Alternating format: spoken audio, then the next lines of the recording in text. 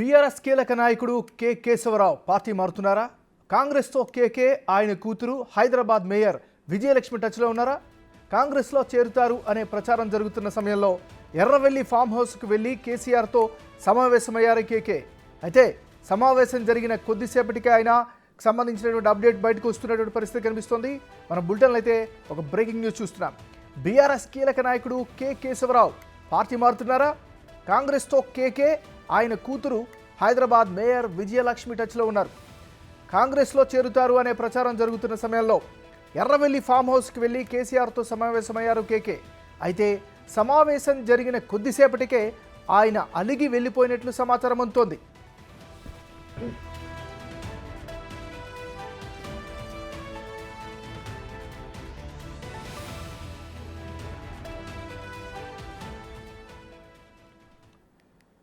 Bulletin మనం breaking news చూస్తున్నాం. BRS కీలక నాయకుడు కె కేశవరావు పార్టీ మారుతున్నారా? కాంగ్రెస్తో కేకే ఆయన కూతురు హైదరాబాద్ మేయర్ విజయలక్ష్మి టచ్లో ఉన్నట్టుగా తెలుస్తుంది.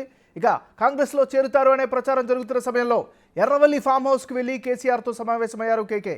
అయితే సమావేశం జరిగిన కొద్దిసేపటికి ఆయన అలిగి వెళ్ళిపోయినట్లు సమాచారం అవుతుంది. ఇక ఈ భేటీకి సంబంధించి మరింత తాజా సమాచారాన్ని మా రిపోర్టర్ దుర్గా అందిస్తారు. దుర్గా, చెప్పండి, మీ దగ్గర ఉన్న అప్డేట్స్ ఏంటి? ఏం జరిగింది?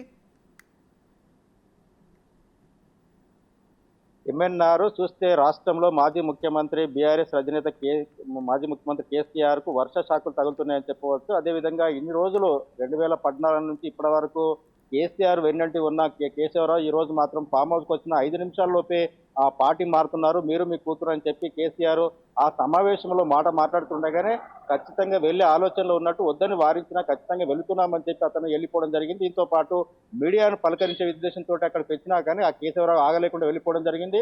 లోపల మాత్రము హరీష్ రావు, కేటీఆర్, అదేవిధంగా ప్రముఖులు ముఖ్యమంత్రికి మాజీ ముఖ్యమంత్రికి ఎవరైతే సన్నిహితంగా ఉన్నారో వారందరినీ కూడా ఎవరెవరైతే ఇటీవల పార్టీకి అదేవిధంగా మా ముఖ్యమంత్రి రేవంత్ రెడ్డి కలిశారు, పార్టీ మారే ఆలోచనలు ఎవరు ఉన్నారో వారందరినీ కూడా ఇప్పటివరకే 2-3 సార్లు బుద్ధగింపులు జరిగాయి.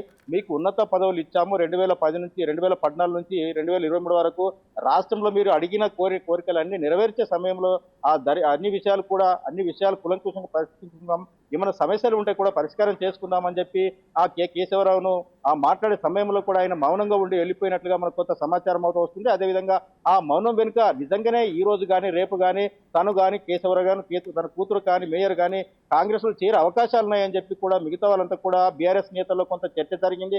ఆ చర్చ సారాంశాన్ని ఇక్కడ మాట్లాడుతున్న సమయంలోనే కేశవరావు వెళ్ళిపోవడం కొంత బీఆర్ఎస్ మాజీ ముఖ్యమంత్రి కేసీఆర్ కు ఆందోళన గురి చేసిన మాట వాస్తవమని చెప్పవచ్చు ఎమ్మెల్యేలు. అదేవిధంగా మనం చూస్తే ఎమ్మెల్యేలు, ఎంపీలు, అదేవిధంగా కొంత ప్రముఖులు కూడా ఇప్పటివరకే రాష్ట్రంలో జరుగుతున్న పరిణామాలను దృష్టిలో పెట్టుకొని నియోజకవర్గ డెవలప్మెంట్ అనుకుంటా కొంతమంది కాంగ్రెస్ రేవంత్ రెడ్డిని కలవడం జరిగింది. మరి కొంతమంది కూడా అదే బాటలో ఉన్నారు.